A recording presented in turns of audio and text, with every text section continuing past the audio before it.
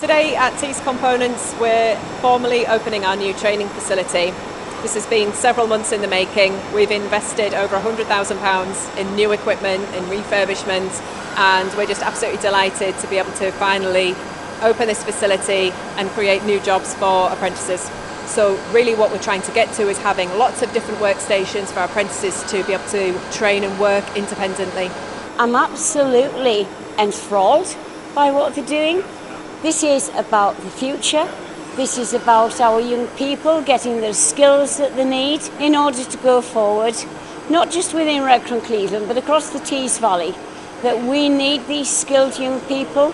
And this is absolutely the impetus of what we're seeing here today in this company. We've worked with Tees Components since the day dot, and they've always been passionate about training the skills of tomorrow.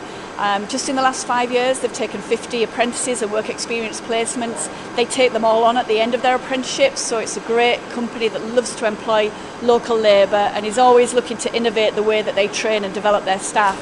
Apprenticeships are really important to Tees Components because it allows us to develop our future workforce. And we're committed to increasing the number of apprentices that we take on every year.